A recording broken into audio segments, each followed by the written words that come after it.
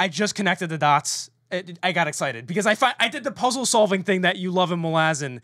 And welcome to Malazan, baby. That's how we do things around here. I just had a little moment. Yeah. Sorry.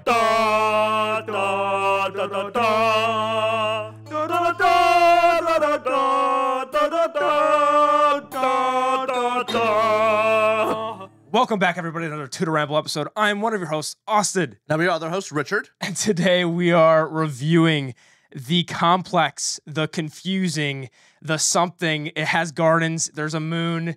It's called Malazan. There are both gardens and moons in this. I think that's true. The title is not a lie. And Rich, we are so perplexed by this book. People have been begging us to review this. Yeah, this is the big daddy of fantasy. When we were reviewing Wheel of Time and I was talking about it, people were saying, hey, if you want world building, you gotta read Malazan. That's the world building king. So we've read it. You felt a little intimidated because there's 40 books in Malazan, but there's 10 in the actual series. There's 10 books in Malazan, Book of the Fallen, and then there's other stuff that I don't even fully understand. There's more. There's maybe preludes and prologue. I don't know, but that is why we have a guest here today. We needed an expert to come in.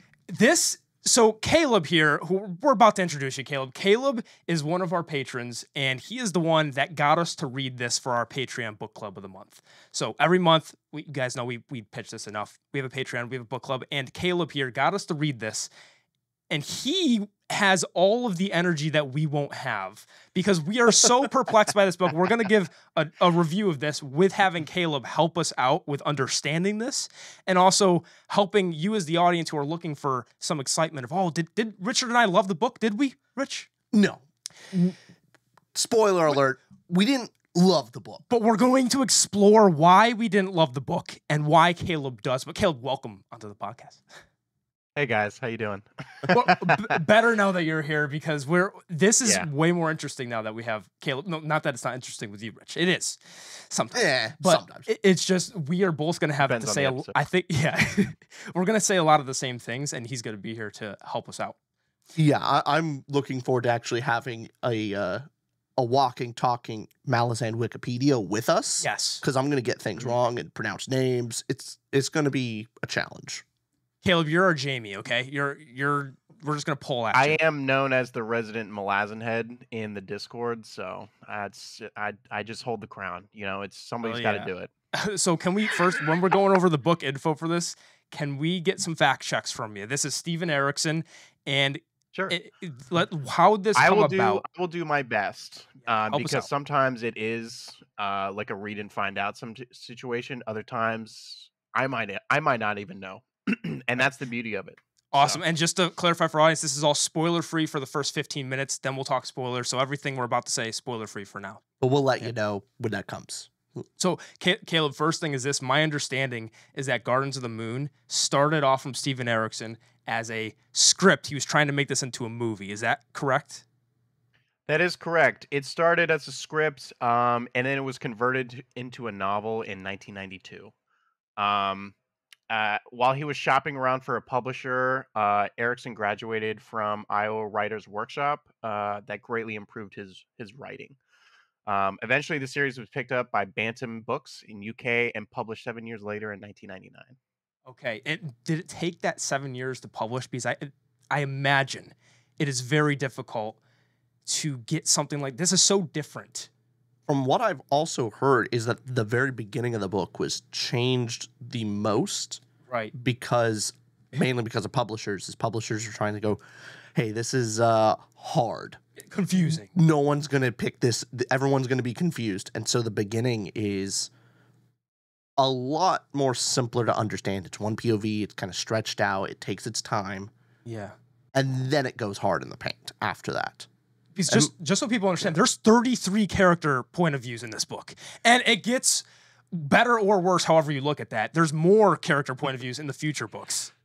Caleb, that's correct? Yeah. I think by Crippled God, which is the 10th book in the series, there's over 430 some odd characters, I believe. So, but some of those do include side characters that may have like 2 or 3 lines, that they include, but there's a lot of characters. So you're bound to like 1 or 2. Sure, a ratio of 2 to 400. That's a great ratio. The odds are in your favor. So yeah, there's 33 character povs, and another good way of kind of describing what this book is like is because it was written as a script, the character point of views jump back and forth like it is filmed, as if it is filmed. So you have character point of view looking over, I won't say a plot scene that happens, but imagine a chase scene. One, the chaser is coming, and then you get the point of view of the person getting chased. And then you get back to the person that is chasing, so you get both angles as if it's cutting back and forth like a film. Yeah. And that's how you can get 33 character point of views as well. You keep getting one comes in here, one comes in there, one comes in there. Lot to this thing. But to get more into the pitch to the reader that would like this out there, spoiler free giving, hey, who would like this? Caleb, why do you like it? Why do you think if someone hasn't picked up Gardens of the Moon, why should they? For me, it is very unique. I have never read anything that comes close to this in terms of structure, and in terms of story. Because normally, like, I come from like reading like Stormlight, which is great. I love Stormlight. Very character focused. Not a whole lot of characters. I think there's like a small unit of maybe like 5, 6 characters. You know what I mean from that. But just this story, just 33 in one book. It's pretty intimidating, and it does get way more as the series goes on. I mean, I'm on book 5, and there's a lot of characters. So, Rich, I think you'd agree with that. With it seems like where you're getting at, Caleb, is a veteran fantasy or veteran sci-fi reader, someone who, if you have to love the genre. You don't start with this book. Yes, this is not a beginner fantasy series. You just won't enjoy it. If you're not normally reading fantasy, you don't read a ton of books, and you're like, oh, I want to get into fantasy. This is not this place to start. Because Caleb, you've like you were mentioning Stormlight Archive, you read a bunch this year too. You've been binging books this year, so this is coming after you've read a lot of things, and you've never had a book like this where it just throws you into the midst of things. And 33 character point of views doesn't spoon feed you anything, and is that kind of something that Malazan fans love? Is like he just gives you nothing to start with, and then you figure out as it goes, and that's the satisfaction you get. yeah. So what I wanted the challenge, honestly, that too, Yeah. because I've heard so much that this series is like it's one of the hardest. It does not hold your hand at all. I mean, you have to look at it from their perspective too, like Erickson and Esselmont. I mean, this originally came from GURPS, which is a role-playing game, a General Universal Role-Playing System, I believe is the acronym. And they played that for 20 years. So the world is 20 years worth of world building, and you in Gardens are just dropped in this time of the world. You know what I mean? But it started all the way back here. So there's been countless, empires and stuff like that throughout it, and you're just kind of dropped down in this one. And you're kind of picking up the breadcrumbs of what's going on. So Right, he had essentially 20 years of world building. yeah, 20 years. It's pretty incredible. Oh, wow. So the moment we get dropped on to give, hey, what's the plot of this book to get into? It starts with, what's the best way to describe it? It starts with a coup. The Malazan Empire, there's a coup from this empress, and a part of the new plot here is that the people that were a part of the old empire They're being squeezed out. So they're working with the new empress because the coup happened. Now they have to work with the new empire and the new empress. But the empress is trying to low key, as the kids say. She's trying to low key kill them, and they're figuring that out. And the plot continues from there. I think to make the complex plot more understandable, that's the pitch of it. There's kind of two sides of one. So within the Malazan Empire, whatever. I'm going to pronounce it interchangeably between those two, is the Empress is trying to get rid of the old guard, but at the same time expanding the empire. But again, at the same time, the fringes of the empire are starting to struggle. Yep. Parts of it is crumbling. And so there's kind of a weird thing going on of she's killing off a lot of the veterans from her own army, but also trying to expand into new territory. And that's not working so well. So the empire is on the back foot right now. And there's also gods involved and magic and a whole bunch of stuff. It's a lot, and keeping it spoiler free, that's a good little premise to give going into it. And also a good way to get someone who, so again, I'm giving my best attitude towards someone who would want this, because we'll get into our opinions, but someone who might really like this, I could see Dune lovers liking this, because the Dune aspect, and Caleb, I know you're a big Dune fan. Is it the Dune? I am. Like, it's kind of like Dune plus D&D had a baby, because one of the structurally, it's actually very similar to Dune, I would say. And the world building for sure definitely feels very similar to Dune. And Erickson, I mean, he goes on in a lot of interviews and he lists a lot of inspirations for Malazan. I know the Thomas Covenant series was a huge inspiration for him, but Dune,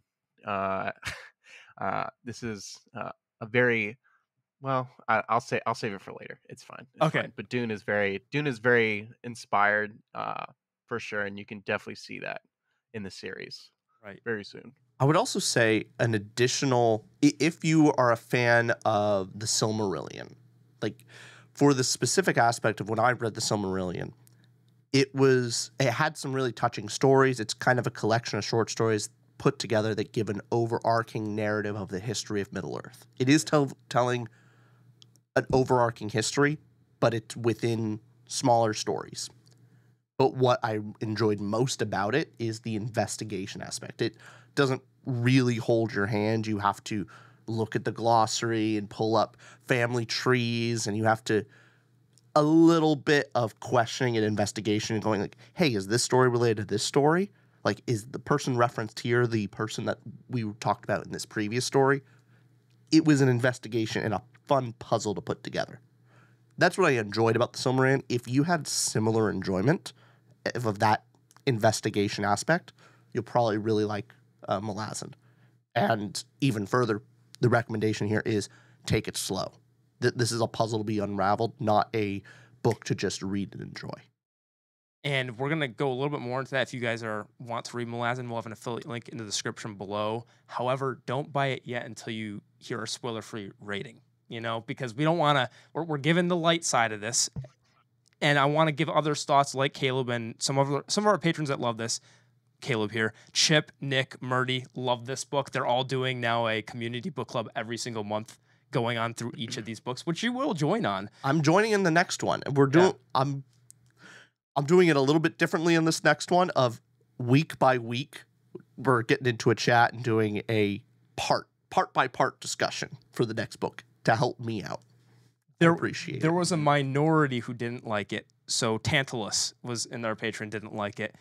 I didn't like it very much. And you're there, like, confused. You're going, maybe. There's probably not, but maybe. There's enough for me to continue on to the next book at the very least. There you go, yeah. But I also wasn't particularly positive about the first book. I have my criticisms. The thing that was the most fun thing to see for me was Malazan fans' reactions to this book. And I was reading a review from Petrick on here, and Caleb, you're going to be a good case study for this, if this is accurate or not, because Petrick had a review that says this. Okay. Petrick Leo, great booktuber. If you guys don't know him, go check him out. He's amazing. So he says, Malazan Book of the Falling has been on my TBR pile for 1 year and 7 months now. I've heard countless amazing things about the series, but the sizes, the fame of the complexities, the need for extra focus, the commitment, and the elitist jerks of the series have made me postpone starting it for a long time. Then he goes on to say, Reading it for the first time, I noticed that some of the events happening in the book needed the power of hindsight in order to be fully appreciated. I've done my reread of this book, and it is so true. Some things just won't make sense yet, and that's okay. You're not stupid. If the elitists of the series call you stupid for not liking the book or not understanding it, you'll know that they're the closed-minded idiot you should avoid interaction with. I mean it. I have never encountered a more rabid bunch of man-child in any adult fantasy series novel series than the one I've seen in the fan base of Malazan Book of the Following. If anyone said that Malazan isn't the best fan, and then he goes on to say that the fans could sometimes be rabid, but Caleb, you've been nothing but kind to us because, hey, you also give us money. Are you holding back the rage? No, he gives us money every month, you realize. That is crazy. So you're still sticking. Why are you not being rabidly attacking us? Is the Malazan fan base getting a bad rap? Hear me, because I understand both. I consider myself not the smartest reader, but I get why people think that they're elite when they have Malazan as like their favorite book series. I can understand it because it is a lot. And when you read the books, like you can't be distracted. You can't, you know what I mean? You can't be scrolling through Instagram, looking at reels or whatever, and then putting it down and then, back to the chapters. Because the chapters are long. They're long and they're dense. It is the most dense series I've ever read in my life. So you do have to be focused. And when things start clicking together, it is the most satisfying thing for me as a reader. Like, I love it. I absolutely love it. You will be enthralled. You will find these little puzzles and clues. And what I like about this series is that other books kind of do this where they'll entwine things together from the previous book. This one might do this from 1 or 3 books back. And you're picking up those clues. You're like, how are you even connecting that? You know what I mean? And when you make those connections, it's incredible. And you feel like you're the best detective that nobody has hired. It's awesome. I love it. That's a good way of putting it. Can we start with Caleb's review, his rating first, and then go into ours? Yeah. Caleb, do you have a spoiler-free Ramble rating? Did you rate this one out of 5 stars? Yeah. So in terms of Malazan books, all Malazan books are 5 out of 5 so far. But in terms of like a fantasy book, I would probably rate Gardens a 4 out of 5 stars. 4 stars. Yeah. Okay, so that's a great 4 score. out of 5 stars. Rich, what is your Rambler rating? My official Rambler rating for Gardens of the Moon is a 2.5 out of 5 stars. 2.5? That is low. Yeah. That is real low. Ultimately, Holy I think crap. flawed. That is low. I give it 1.5, but that is low, Rich. That is really bad. I gave it a 1.5. No, that's like, let's focus on how low Rich rated that. And all those Malazan fans who are rabid, go for him. Not me. I give it 1.5. I thought it was, I would put it this best way. This book is not for me. This book is definitely not for me. There was a bit that I could appreciate, and so the 0.5 for me is I get why other people love it. I totally get why this has this huge fan base. But the biggest thing I'd say, so if you're a reader that comes here and looks for, hey, does Richie like it, and base it on that? Do I like it and base it on that? For my thoughts, I would say a lot of it comes down to it being the promise, progress, payoff of the book. Since there was a lot that was not to be understood, the payoff never came because I didn't understand the limits of what could happen, which we'll get into in the spoiler section. But a lot of it could be so dense that you can't emotionally get behind a certain character, although there are characters I enjoyed. And there's so much to it. That's why we need the whole spoiler talk. But Rich, for you were disappointed but are continuing to read. So can you say, like, hey, it's book 1 didn't get me, but maybe the series will? Yeah, it's a combination of people like Salty in our Discord. Caleb. Yeah. His Discord's name's Salty, but Salty Sea Stork. But so sorry, Caleb.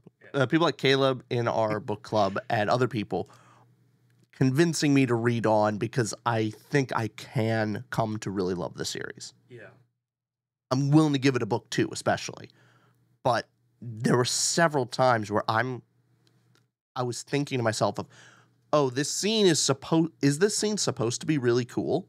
Is this supposed to be a really important moment? And ultimately found out that I didn't know. And I didn't feel any kind of emotional reaction to these huge, big scenes. And I clearly was supposed to. From our book club. Our book club, were people talking about it of, oh, that was so epic. And I'm going, was it? I don't know. It seemed like a normal Tuesday for this story. Like God's just appearing. Yeah. We can't get too much. I think we've done a long spoiler-free section. Caleb, do you want to end us off on the spoiler-free to go, hey, we were pretty negative. Add some juice at the end of that for the lovers out there. I mean, honestly, your guys' like spoiler-free description of like what's going on. There's an empire. It recently was taken over by Empress Lysine. That's not really a spoiler. That's like the first like 2 pages. So, and she's expanding, and gods are intervening. It's pretty good so far. So you guys did a great job, honestly, for spoiler free. I will say, even though your scores are super low, I'm not surprised at all. It is a very challenging read. The fact that you even got something out of it, I'm impressed. It is difficult, but I will say it gets better as the story goes on.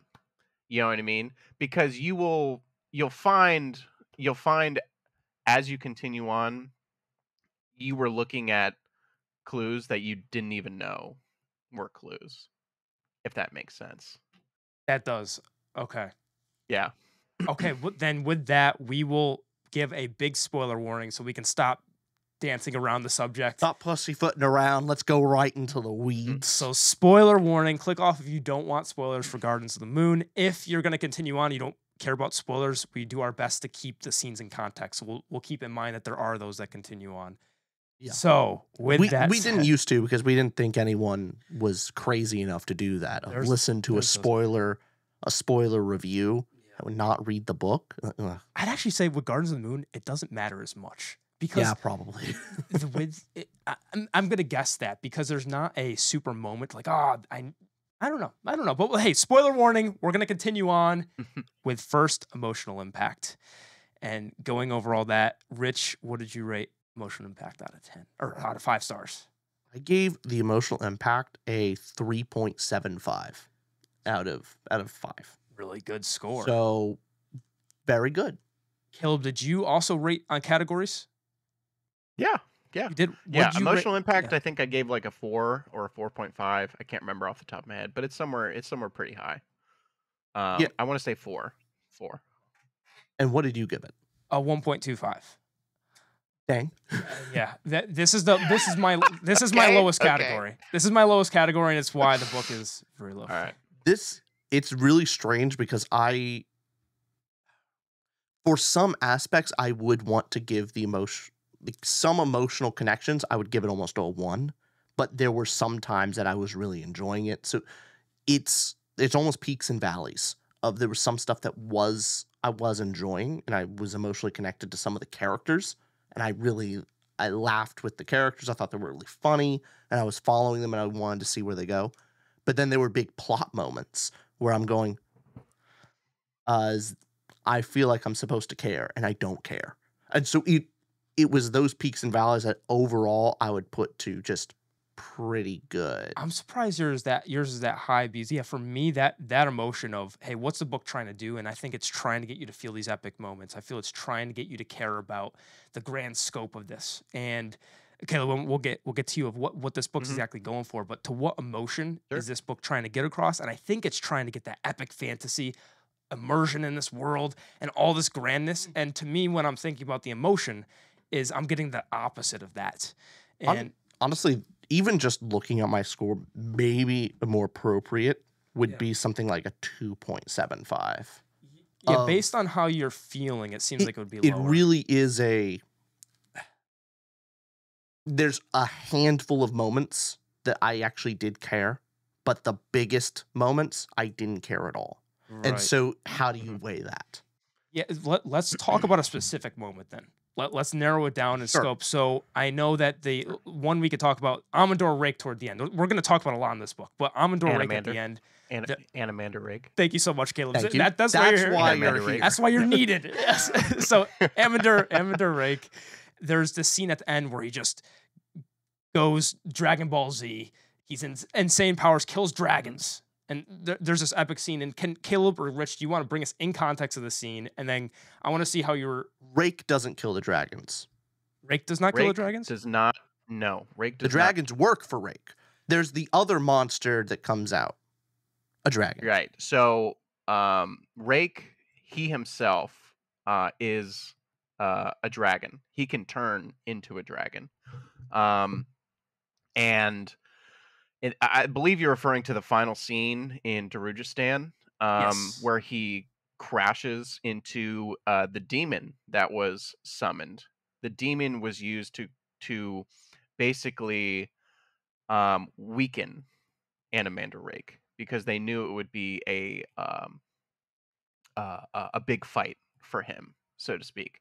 So because all along in that final scene, the Jagged that was awakened from the tomb is also on its way to Darujistan. That's the battle you're talking about. Is Yes. the Jagged versus the 5 dragons? I'm talking. So it wasn't Right. Rake. Who fought the dragons? It was the Jagged that fought the dragons. It was the Jagged. Yeah. The Jagged Got fought it. the dragons. The Jagged was the thing that was unearthed from the barrow. Yes. And that was one of the founding races, like the Talana Moss is another one, and the Jagged's Correct, another which- one of the They do mention the 4 founding races, which I'm not going to tell you to remember, but it is the Forkroll Assail, the Jaggets, the Talane Mass, and the Kachin Shamal. Those Got are it. the 4 elder races. Yeah.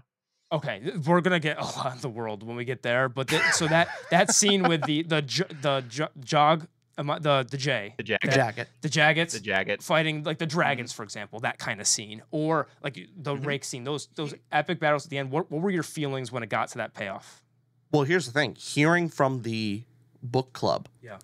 of how Caleb's saying like, hey, that was such a cool scene. You were really hyped on that scene. And I felt so disconnected of like, wait, I was supposed to care? I thought that it felt like it was a blink, and I didn't have any context of how cool is this supposed to be? Is this just a normal Tuesday? And there's like, oh, and they're fighting dragons now. And then we move on back to... So I didn't care at all about this big epic scene. And that happened several times. There was a big mage battle against Moonspawn, and it's supposed to be this huge epic battle, a lot of death and Siege of everything. Hale. Yeah. I didn't care at all. It was okay, and that it felt like and then this happened.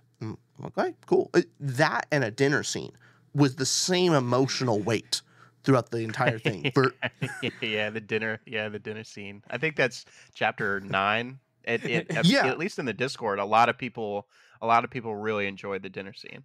Well, the dinner scene's actually more exciting because there was context. That was the best part, is that there was setup and then payoff with context in that scene. Right. Versus it was a regular structure. It was a normal structure. Yes.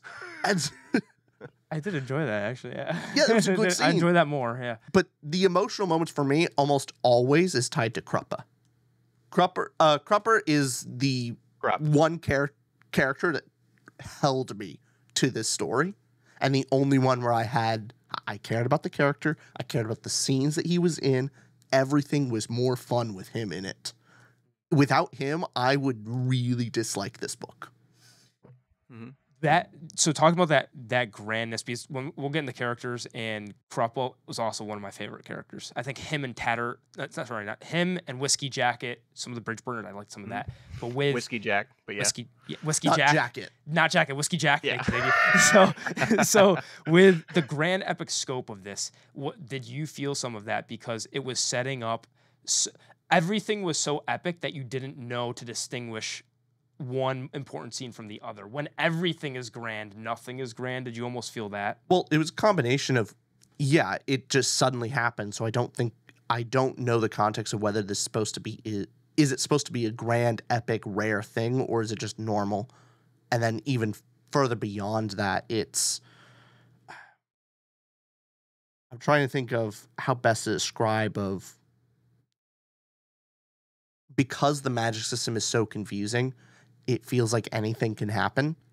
And therefore, when something happens, I don't know if that's rare or not. So when something comes up, I'm like, there's very little stakes for me. Almost like this could be reversed. One thing that ruined my enjoyment was, an example, Perrin dying and Tattersall dying, and the fact that, I'm sure I'll understand this more in future books and how that exactly functions, but when a character death happens or something happens in the story, but immediately after a new magic thing, like you're saying, Rich, can be introduced that can almost break what I thought the limits were to what could happen in the story. And some of that payoff that, you'd want to read on and continue, feel emotionally invested. But then when it feels like the author can play God and then do anything and change the story, it's almost like I'm losing that suspension of disbelief and no longer going, oh, the stakes are actually stakes. Well, okay, if Amandor Rake comes back, or the Jog, Caleb, the Jagged. If the Jagged kills the dragon, well, why can't there just be more dragons? I don't know. Why can't we just have 1,000 more? I don't know the limits. Why can't a god just come in and go, and not dead? How about that? And then the gods are also losing their power. So there's some interesting stuff there. It's just I don't understand enough of it to go, here's one Sanderson law that I like when it comes to magic systems is the way a reader responds to magic being used in a world or something like this is directly proportional to how well the reader understands said magic. And because I understood so little of the limits of the story, because I understood so little of how this actually functions, I, again, didn't know the importance of the grand scenes, didn't know the importance of if this was supposed to, if the payoff, it ruins that payoff for me. But since Rich and I have really narrowed into why it emotionally did not work for us, Caleb, why did it emotionally work for you? And those moments that we had more gripes with, why did you look at them with a different lens? So, just referring back to what you were, excuse me, just referring back to what you were talking about in terms of, if you remember, this was originally proposed as like a screenplay. He writes scenes, so that's why it kind of feels like a scene happens and then a new scene just kind of begins, and sometimes it might be the beginning of a brand new scene, or it might be the beginning of the scene that you just witnessed. For instance, I believe I can't remember the chapter, but in the Siege of Pale, I know the Siege of Pale starts with the ending of that battle. Mhm. And then after that scene, we get the before. So it it it kind of it kind of sets up for those moments, and you're at first you might be a little bit confused, like I don't really know why are we here, what is happening, why do I care about this character, have I met this character before, but for me, I really like how he paints a picture of a scene. So I can really visualize it in my head. I know exactly what's going on. Sometimes it gets a little flowery and I'm confused. Like I don't know if we're still standing on a hill talking to the guy next to us, or if we're in a dream or something. And that happens. It's just gonna happen. But um I can visualize it very well. Like the scene, we're in the spoiler section, right? Yeah. So the scene where Piran is fighting the like shadow dog thing and stabs it, and Hairlock is a puppet at this point, which is just hilarious. I did not see that coming at all. But Hairlock is a puppet. His soul was transferred from his body in the beginning of the Siege of Pale. He was like cut open, like his entrails were hanging out, and he's still talking. And then they bring over these materials, and then his soul is transferred over, and he's a puppet. So in that scene with Piran, he says something to the fact of like, oh, blah, blah, like keep your mouth shut or something like that. And he like lifts up the box that he's in and he says, "Not a word," and then just shuts it. And I laughed so hard after finishing that scene because the visual imagery of just a puppet like telling you like what to do and like keep your mouth shut and then just open and close the box that he's in, it's just hilarious to me. Like I never would have expected that. So Yeah, it's just funny. kind of bringing to that fact that that puppet scene for you. I think you said this when we were talking in the book club before. You were saying how it's just so you wouldn't ever expect to see that in a fantasy book. Like I can't believe that's even in a fantasy book. That's beyond my imagination. Especially because the standards are so high and you're already so intimidated going into the series that you're taking it seriously. You know what I mean? But then you have these dumb moments where you're just like, if you just sit back and really think about like what happened, like, oh, this guy's soul got transferred into a puppet, and the puppet is traveling through the Chaos Warrens, and now he's crazy. Like, when you simplify it down to that, it's actually really funny. I see what you mean. Yeah, Rich, what do you think about that? I mean, maybe that's part of the reason why I didn't laugh at the scene is I was so focused on trying to understand it that I didn't get a moment of pause to like really think about that. Because I just talked about like, Annie's a puppet now, let's move on. And I was just going. And like, yeah, Harrow's like, not a word, and then we move on. Rather, I should have been maybe more present and realizing, and if I picture the scene more, it's like, that is a funny scene to picture in your head. Kind of like with the Talana Moss and Adjunct Lorne had the conversation about futility. Yeah. Remember that? Like that was a scene that I guess was it was a dialogue scene back and forth enough where it's a fun. I could find it real quick if you want me to find. But you remember the scene I'm talking about? Yeah, no, the scene happens when the Talanamas with the adjunct they're walking through the Talanamas there. Tool, his name, is one of my favorite little side characters in the story. Very neat.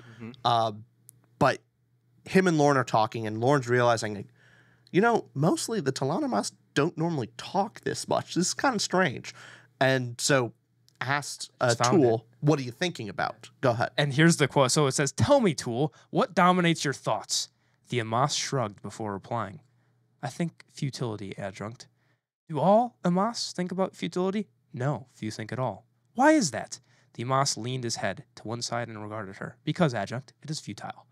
Like just those kind of light moments within this grand epic scope where I can totally see like that puppet scene for you is just it's charming because there's all this epic scope. And really, well, think about it. It's a puppet, that soul and just the layers of crazy fantasy elements that are provided. What I typically love about fantasy is, go ahead, Rich. One of the actual funny scenes that really got to me. So a lot of them didn't work, or at least I didn't pick up on it. But one of them that did was Quick Ben tricking the god of shadow again. I loved how funny it was. He goes down to the weird shadow hell and makes a deal with the shadow god, and then he's like, "Before I answer your question, let me get the deal down. We agree." He's like, "Okay, fine. By the way, who are you?" And then he kind of whips the mask out. It's like, "Tricked you again, God." He's like, "You," the God just going like, "You shapeshifter." Yeah. Like it's like a Scooby-Doo moment almost. It's like, foiled once again. Yeah, it's great. It's great. It was just so like it's weird a god. and funny. It's a god, you know. Honestly, I enjoy talking about the more. It's I enjoy. It's a tense moment, and then you realize like this is not even the first time he's done it. It just keeps tricking this god. It's happened multiple times. Yeah. Strangely, I'm enjoying you talking about that scene, just talking about the book more than the book. But you're right. That's funny. It is funny. Like I enjoy talking about that. I guess in the moment it was hard to appreciate more than in hindsight. If you're just going, which. Maybe Petrick was right of like, this is a great book to reread. And I could see a reread of it being far more enjoyable. Oh, definitely. But I'm not going to reread it yet. That'll be second book first. I don't have that. That is also the Malazan experience, though, is having a and this is a free plug for you guys for the Discord and the Patreon, but having a group to sit down and discuss it with. Like Vera, Vera even said like one of the most fun parts for her with reading the book was discussing it with the Discord, and asking questions, and just whenever she was confused about something, you know what I mean, either asking Chip or I about like what's going on. So she did say that was like one of the most like fun parts about the book, was just being able to discuss it and be like, I don't know what's happening. Oh, at the And very it's like, least, oh, neither do we. yeah. At the very least, it was great to have it at the book club because It's our most active channel in the Discord. Like you look at the amount of messages in the different passed 6,000 chats. messages. Oh, thousands. Malazan is just constant. Yeah, it's a lot. It's a lot. Before we move on to thought provokingness, did you each want to bring up maybe one of the best or worst moments, a best moment of the book that emotionally pulled one of you? Caleb, is there something for you that sticks out other than that fun scene? What's a grand epic scene that landed for you? So there's two scenes for me personally. So in the book Goodroby Hills, where Animander Rake and Shadow Throne come down, and I think it was like it was either right before or right after when they Hairlock, because Hairlock is like comes out, they trap Hairlock, basically. They trap Hairlock, they bring him out of his warren of chaos that he's been traveling through this whole time. And he's like all crazy, and he wants to kill Piran. And then Quick Ben cuts his strings that are tethered to him because he's a puppet, I guess. I'm not sure. They cut his strings, and he's done. He's donezo. I really like that scene. I don't know. It just like kind of sets the tone of like, oh, Quick Ben is probably like he's pretty quick in the thought. You know what I mean? He's probably the smart guy. But then Animander Rake shows up with Shadow Throne, and the dogs show up. And one of the things I like is that sometimes, especially with like battle scenes, you can kind of get lost in the sauce about like where things are at, who's fighting who. It's a little tough to visualize, but like with Malazan, the battles, they're kind of just done and over with. You know what I mean? It's kind of just a quick thing. And I forget how it's described, but basically just Rake just murks like two dogs, and it's done like real quick. And then you have that scene where like after they leave Piran or Torvald Nam, not Torvald Nam, sorry, that's a different name. Gosh, what's his name? Talk the Younger. Yeah. Talk the Younger just gets yeeted into a warren right before that. So like you have no idea if you're gonna see him again, but then Piran like touches the blood of the dead dog. Yeah. Confident Talk the Younger he isn't dead. There was way too much. He's just gone. You have no idea. You have no idea what happened to him. It's just like, and gone. You're out of the story from now on. It's just like, okay, cool. All right, you're gone.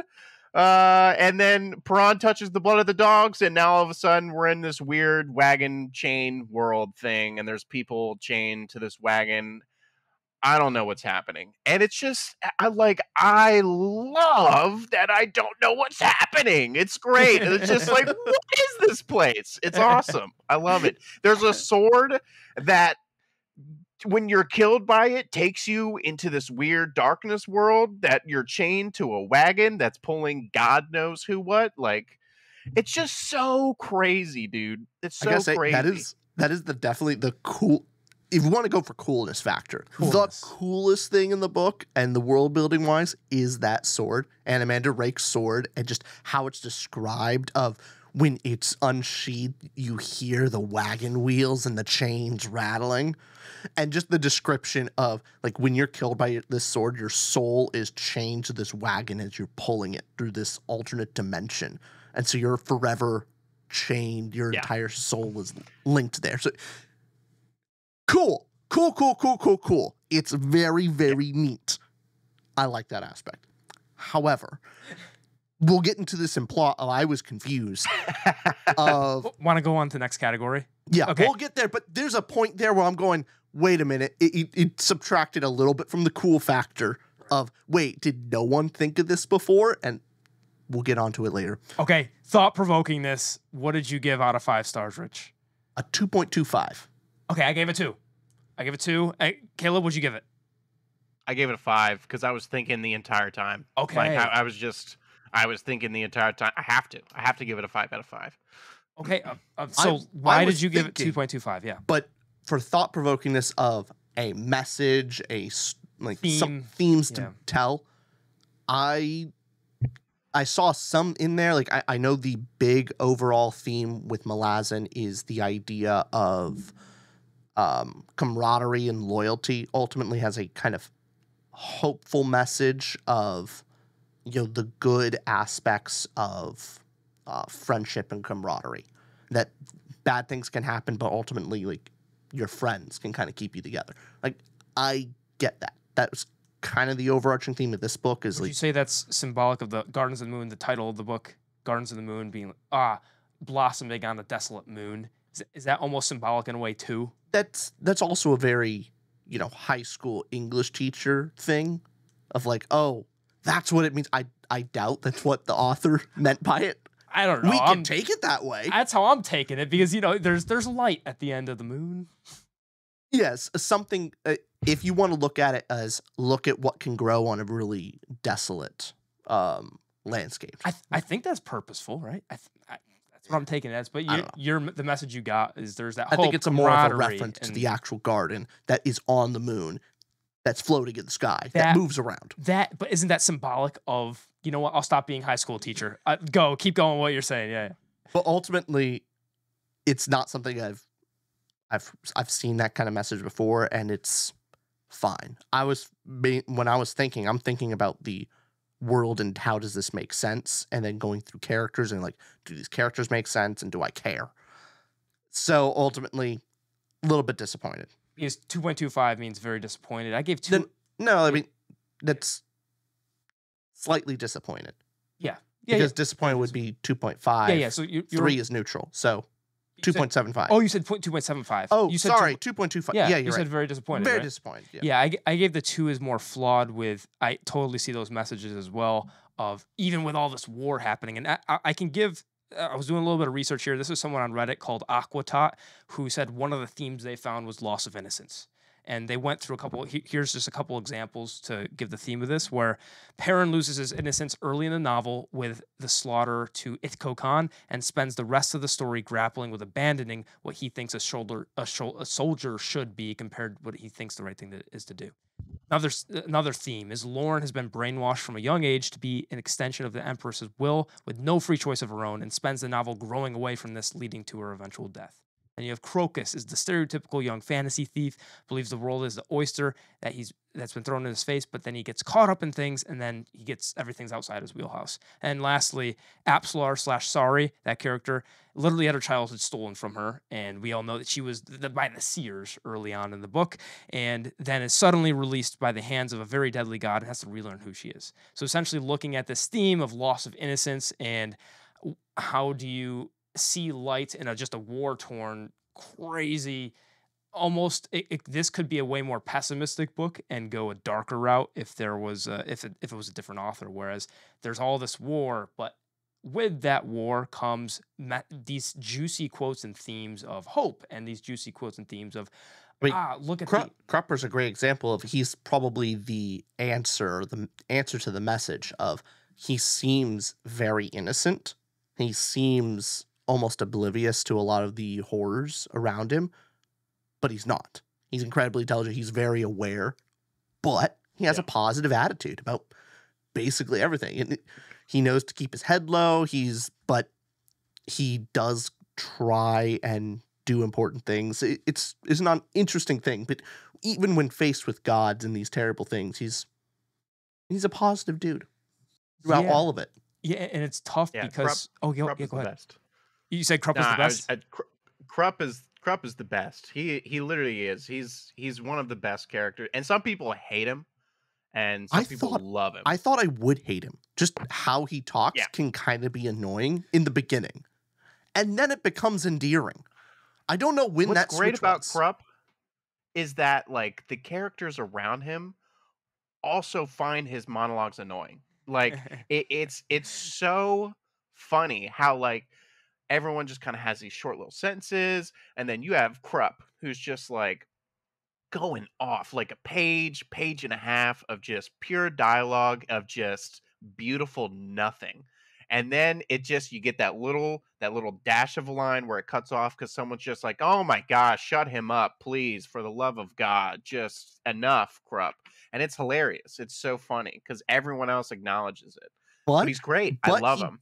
he brings enough, and so like everyone kind of acknowledges, or at least the important people acknowledge that Krupp isn't just Yeah. a doddering idiot that talks too much. He does have he provides valuable information. He's one of the best spies. He's a really good friend when it comes down to it. Like he will protect his friends. Is he putting up a facade?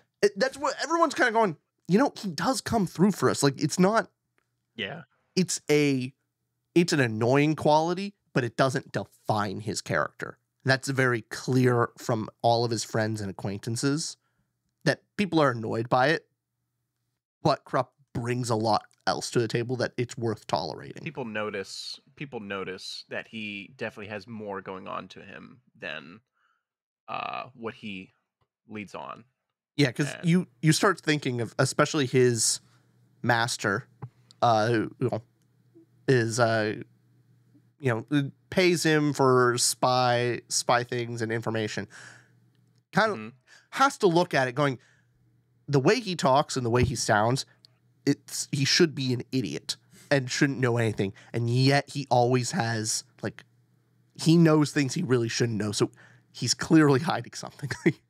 He's clearly more to him. This is a facade to some degree, and so it makes him fun.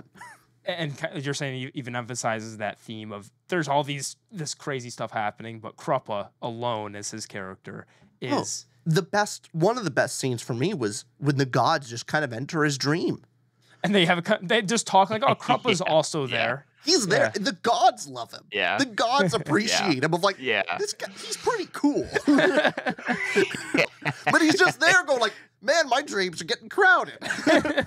Just accepts it. And they're like, hey, we're real sorry, Kruppa. We couldn't do this anywhere else. We have to transfer this person's soul. Like, we'll just take a little bit of your time. He's like, Kruppa's like, I'm happy to help. Don't worry about it. Again, to Caleb's point of even with as convoluted as it could be, then you really reduce it down to, oh, wait, there's gods in a dream and they're kind of chill with crew. When you just talk about what it's actually doing, it's very situational comedy. Yeah. And Caleb, so while we're capping on thought-provoking this message theme, so you get 5 stars. So why was it so polling for you?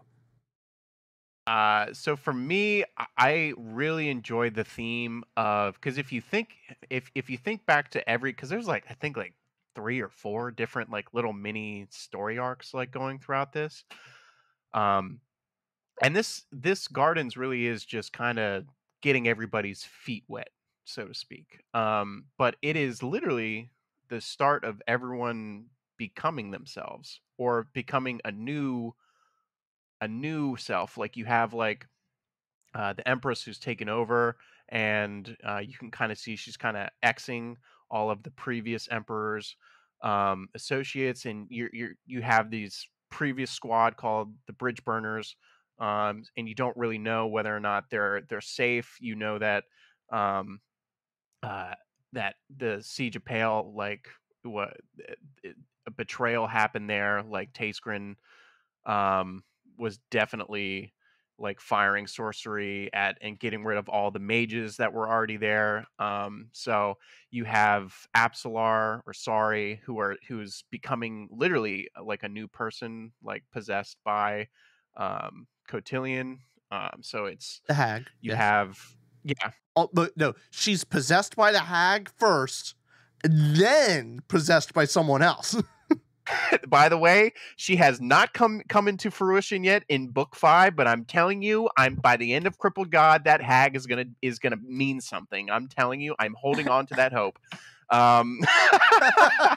But so you have all these characters starting their journey, and I really enjoy the theme of people restarting, so to speak, with their new new predicament, their new lives. So I really enjoy that. Piran also becoming, I believe he becomes captain by the end. So he has to gain the respect and loyalty of the bridge burners, which already have this.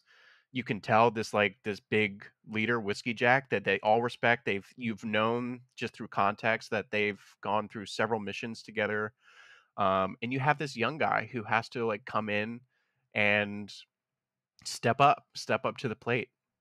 So yeah, I can kind of see how earlier you guys were talking about how you didn't really feel connected to the characters because there's jumping around and stuff like that. But I really do feel like this book is just kind of get you familiar with some of the characters that are going to play a bigger role. But yeah, theme wise, I really enjoyed the coming in to fruition with yourself in this book. So let's cut right into characters and start with you then, Caleb. With what did you give the character score out of 5?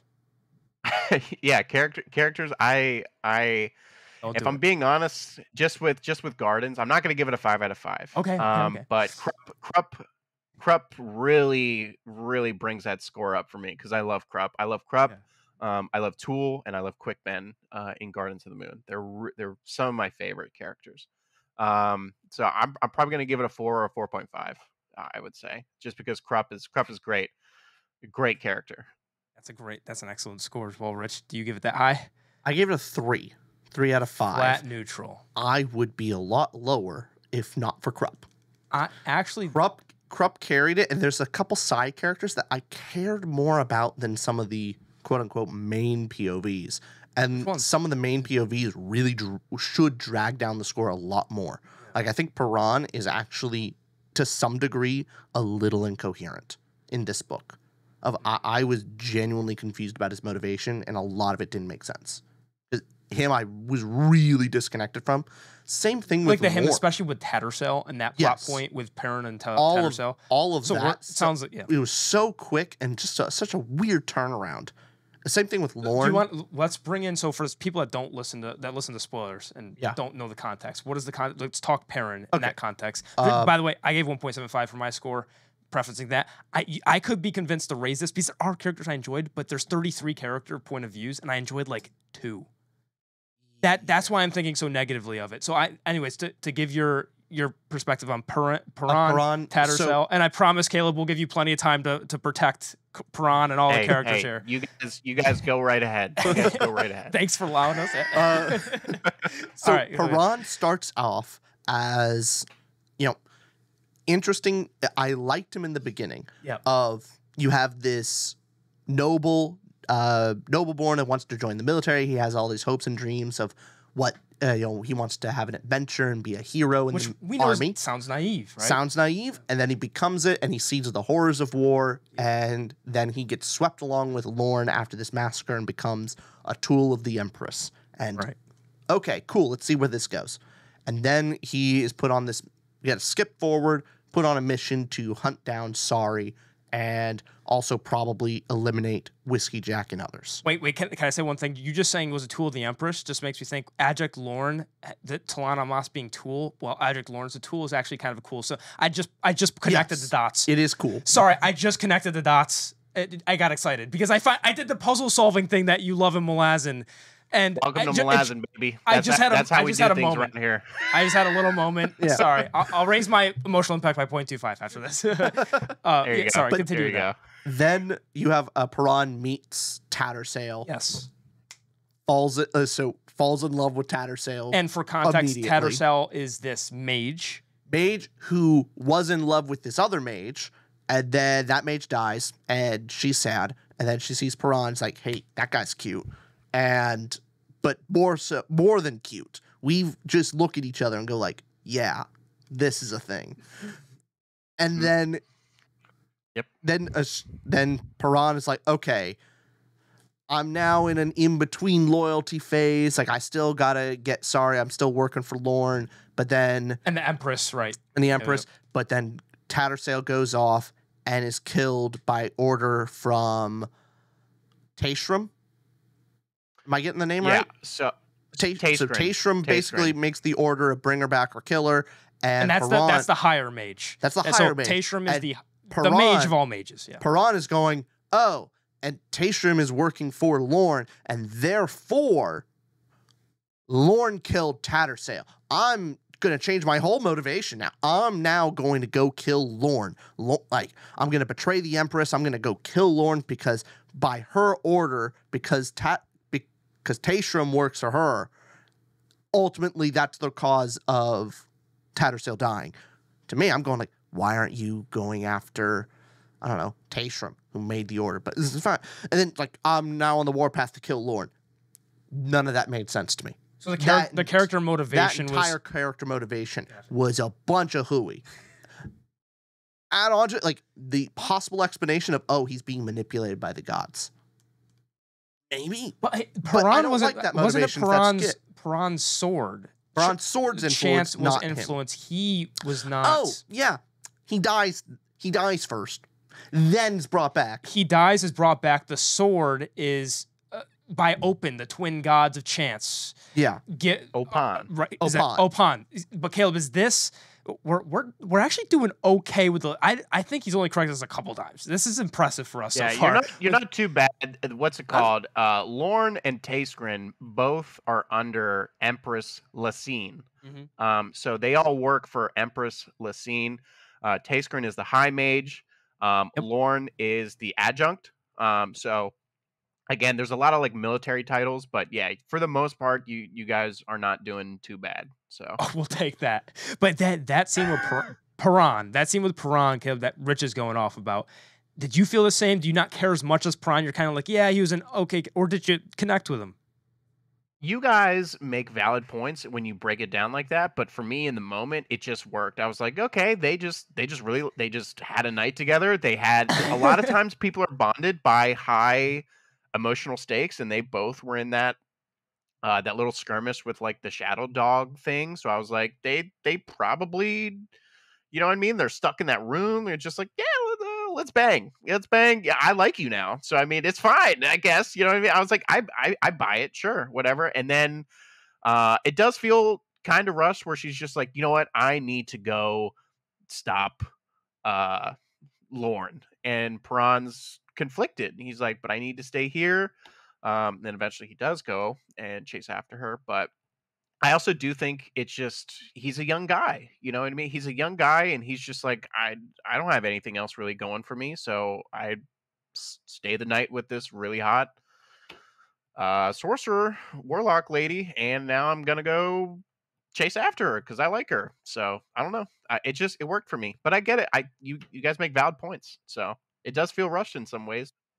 It could have worked. Like I'm not saying that whole sequence of events can make it's impossible for this to make sense. It was the speed. It was like the turnaround was so damn quick. Didn't even consider revenge on Tayshram, who actually made the order to go kill Tattersail. That was not even a consideration. It was just Tattersail dead. I'm gonna go kill Lorne. Excuse me? I think you're right. Where was this going? You're correct about that, right? Are you sure he did? I'm sure you're right. He didn't even consider it. Okay, I think that was what's weird to me. He wasn't conflicted. It wasn't this like his loyal to the Empire and Lorne, the mission, all this stuff. It was just a turnaround. Right. That's what kind of threw me. Is there was no pause. And I was like, okay, complete 180 of motivation. All right. But he did have some of the cooler scenes. Like I liked the wagon thing of him coming back. You know, he has some of the more interesting plot details of him dying, coming back to life, the gods meddling, the sword of chance from Opan's sword, him freeing the dogs from the wagon. Cool. Also confusing. We'll get to that in plot. Yep. But I'm just as confused. Just letting you know, I don't know how he did it. I don't know why he did it, but I'm just as confused. So I'm right there with you. But I did still think it was cool. But yeah, so his character. Yep. Then there's Lorne, the adjunct, which I thought I would like more, but by the end, kind of annoyed. It didn't really care for her. Yeah. Then there was Whiskey Jack is pretty cool. Like I liked him, but I needed more from him.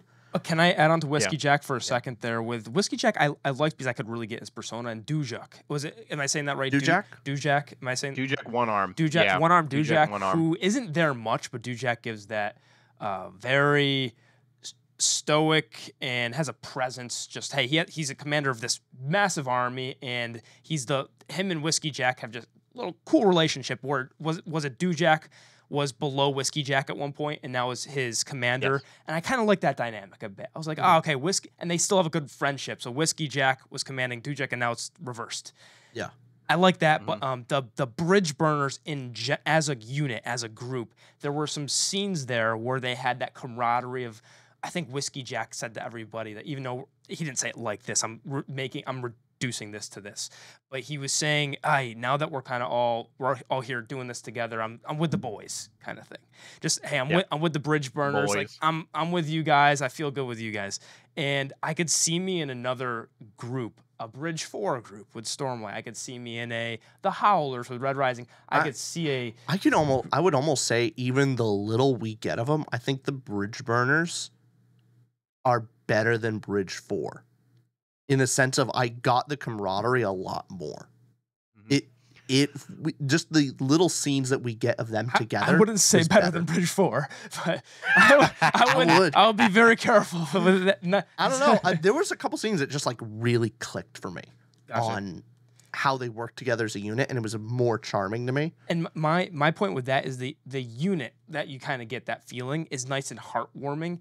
The individuals themselves, I'm not as invested in. So that's what I mean. When Except it comes for like to Quick Ben. Yeah, something like Bridge 4 where I care. I won't go into all the characters, but I kind of care more about some individuals. Whereas with this, I like the feeling of the unit because I can relate to that in other books and go, oh yeah, that's the moment that I should be also liking because I like that. I like a good fellowship, a brotherhood. But then when the individual characters, I guess I saw the Bridge Burners as a cool-ass world unit.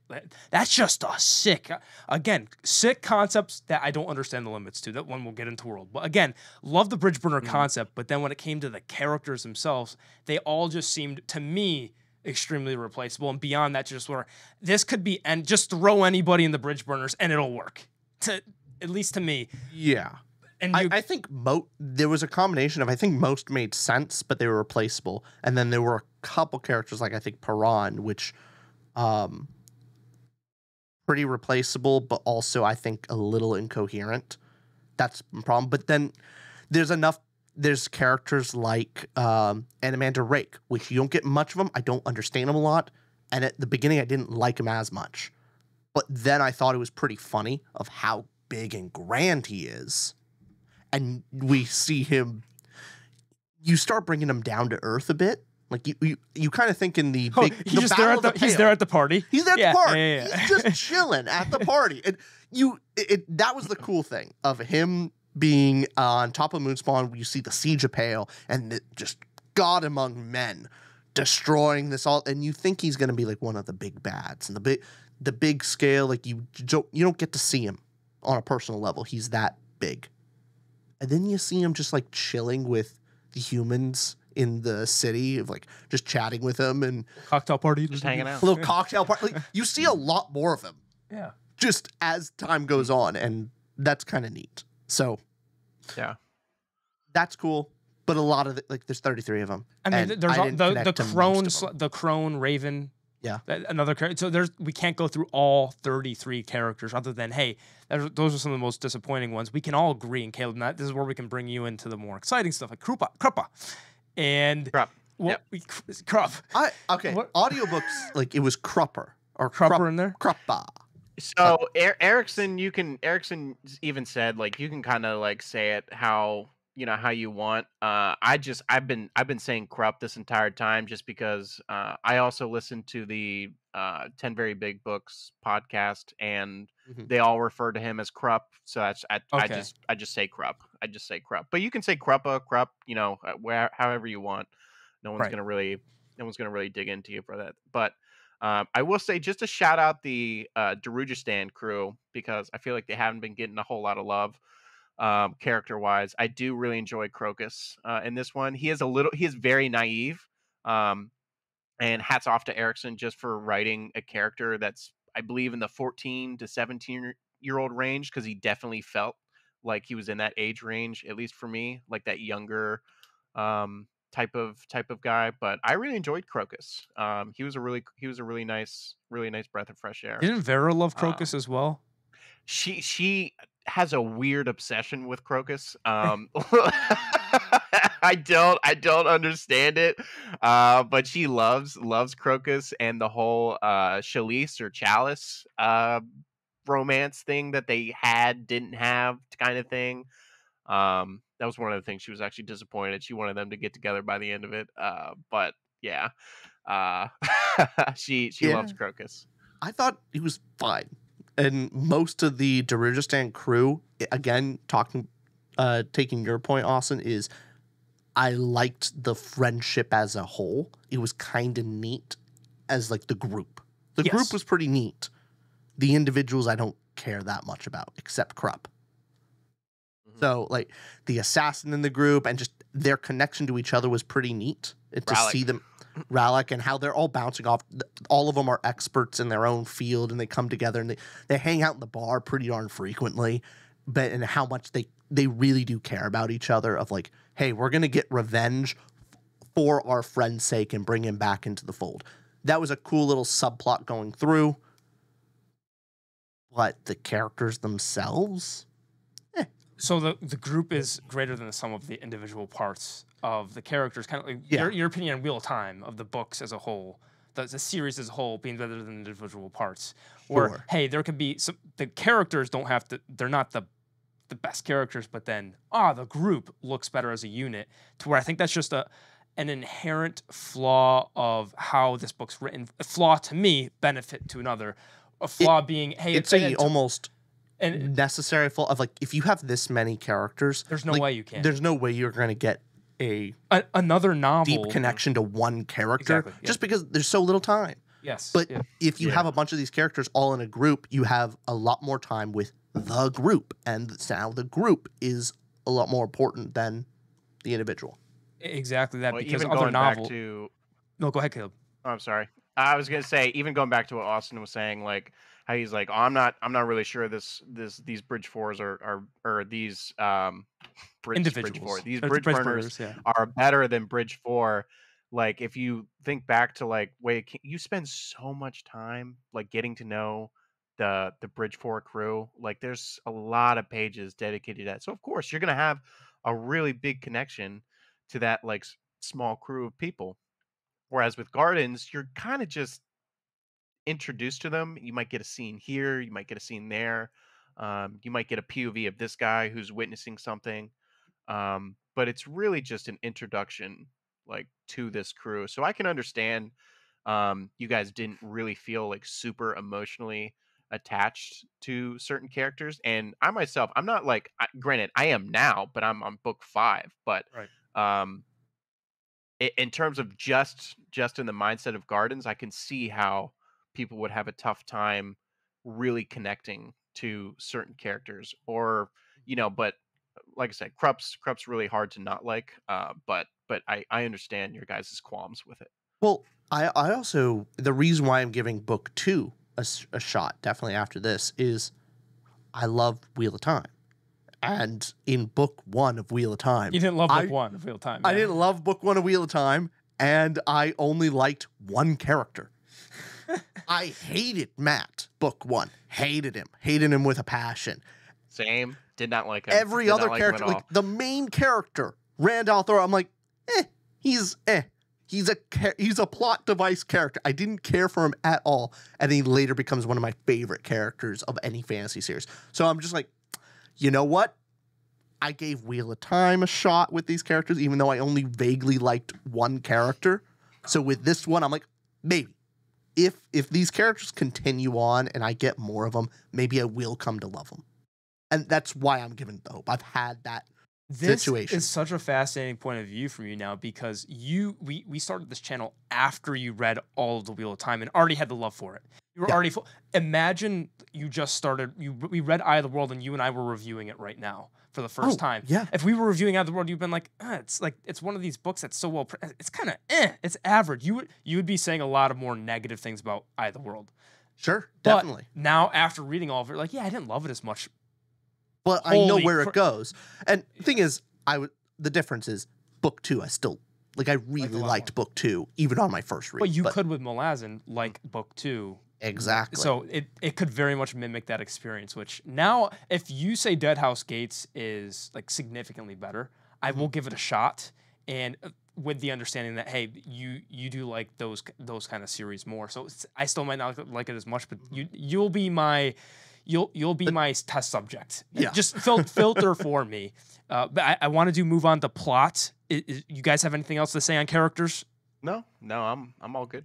Okay, All right. we're satisfied. Let's Yep. go on to plot. What did we rate that out of 5 stars? I will say before we say the ratings, I could be convinced to go higher, but I do think this is better than the characters and emotional impact. I think this is the better category. This is my highest score. But Caleb, what did you give it? Yeah, I gave it a 5 out of 5. Honestly, I really like the plot of this.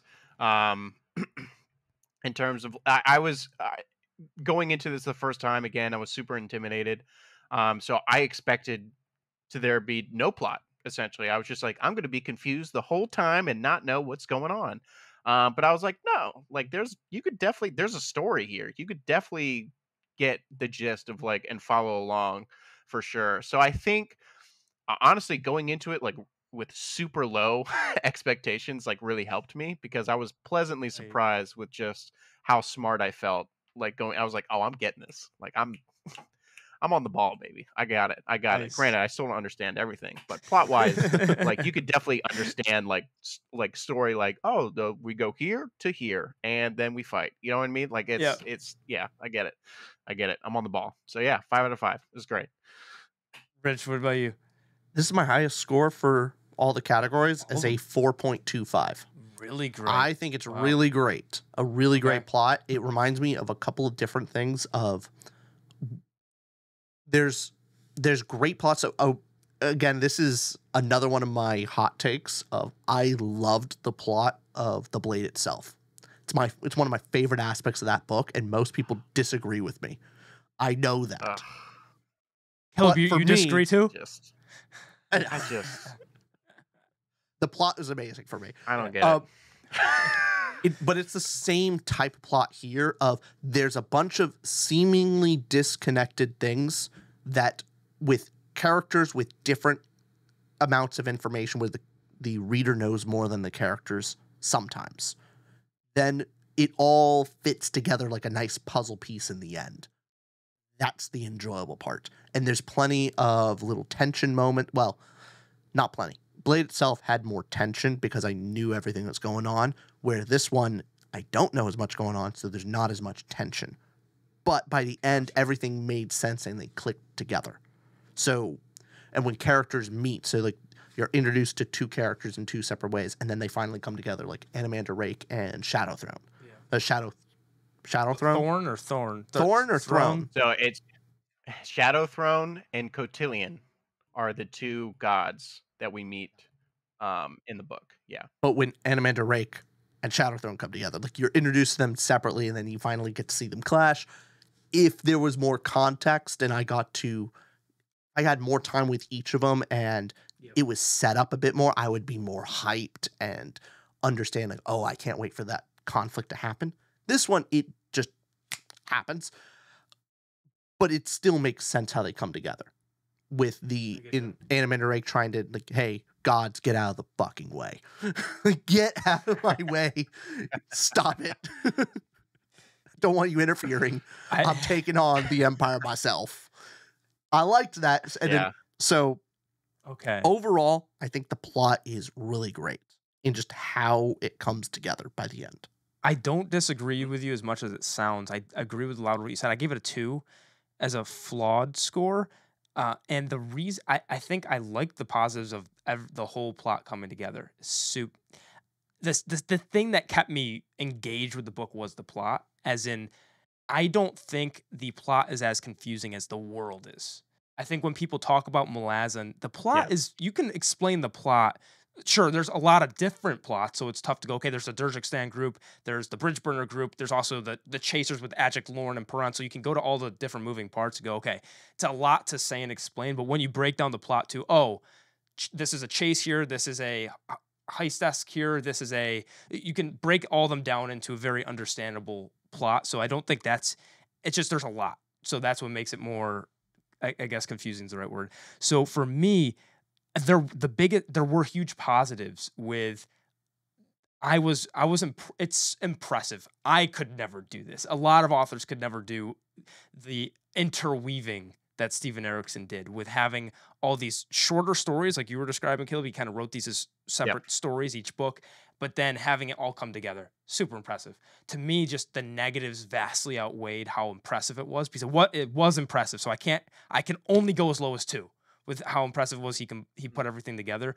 But for me, the bigger disappointing things is, again, the promised progress payoff, the not feeling payoff in the plot, and also the plot moments that would happen that would kind of be plot armor-esque, or just punch a hole in my expectations of going, okay, now we're back. The sudden shift with things, and me just going, all right, as impressive as this plot is, which I think impressive-wise, 4-star. But you don't care about certain moments because of how it's set up, and then the payoff isn't there. Exactly. Then moment-wise, it's just like I'm so conflicted. That's a very good point. Of moment to moment, plot-wise, I should be caring, but I don't. No, grand scheme is grand scheme's 5 stars, maybe. That's why I'm putting a lot of this to my world score. Like my negatives comment, like the plot is really cool, but because the world and how it's set up and introduced, I don't care. That's fair. That's fair. Yeah. Yeah, Caleb, you gave 5-star plot. Well, Can you stop being nice to us too? No, just stop being nice. Hard in the paint. You love this book. This is your thing. We're saying it's trash. Okay, we're saying the plot's actually better than the rest, but other than that, why is it, you said 5-star plot? What is it about this that just makes it spectacular, amazing? So you're a big Sanderson fan. Yes, you're a big yes. One of the things that is great about Sanderson is you have a Sander Lanch. And around these parts, around the Malazan world, we call these convergences. And it's essentially just a really big Sander Lanch. And plot-wise, it's just impressive how Erikson can weave together these storylines and then have them all at once, get from point A or in point C and point D all the way to point B, and have the story work. It's very impressive.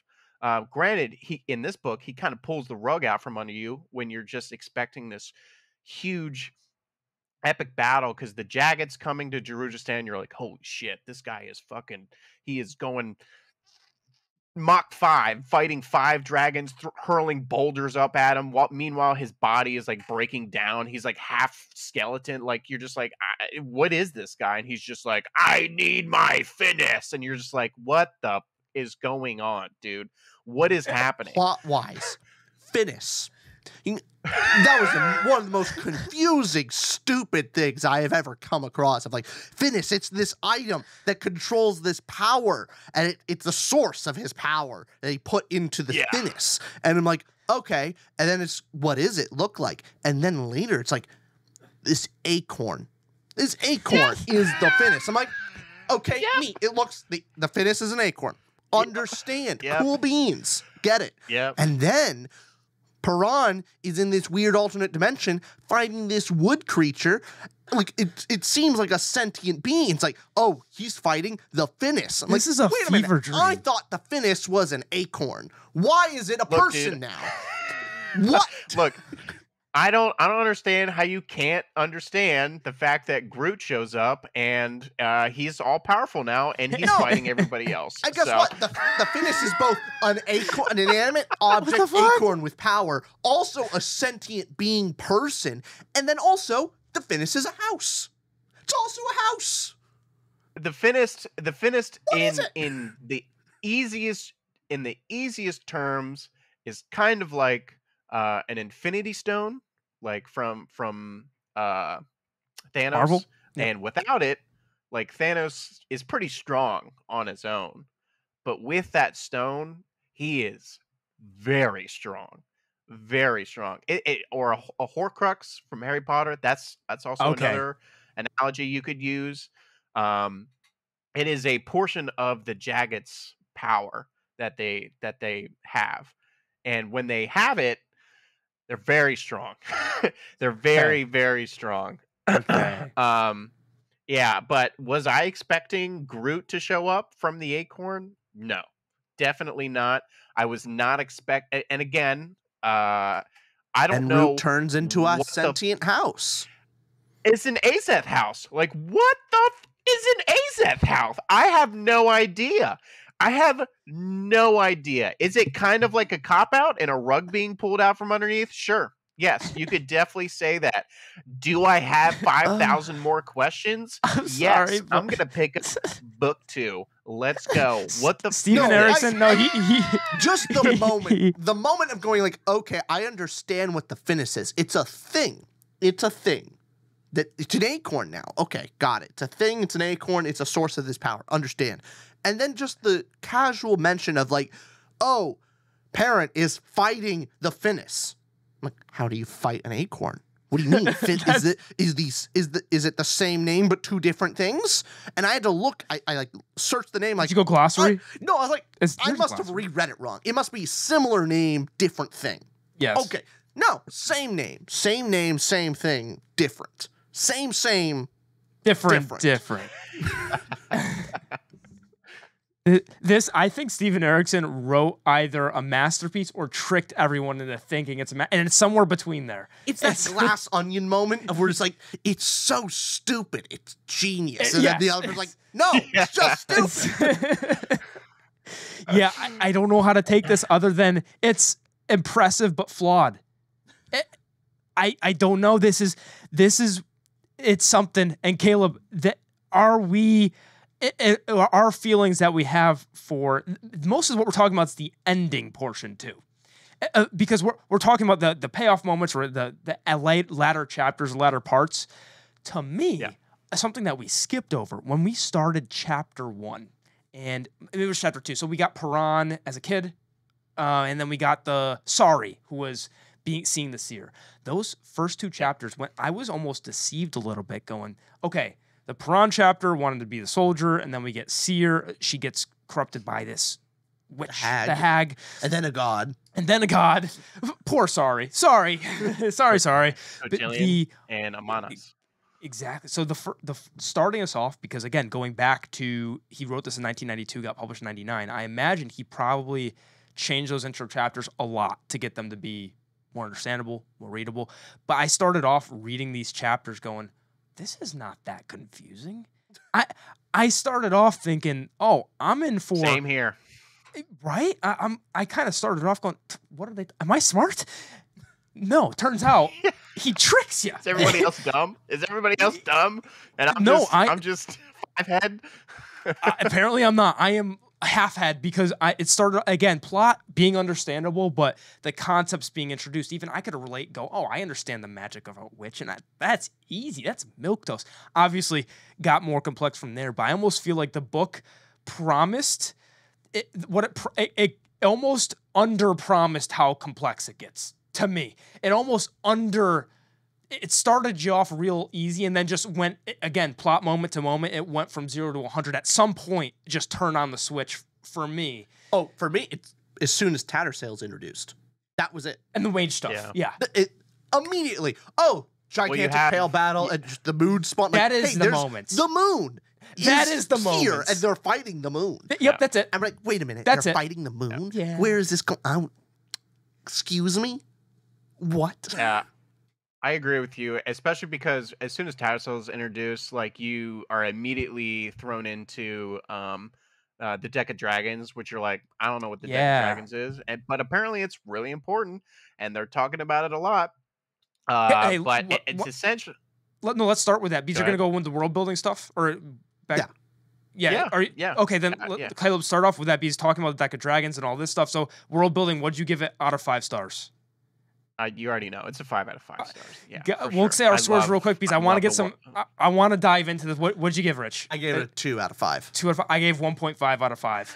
And I think a lot of this we know from this full conversation why we think what we think.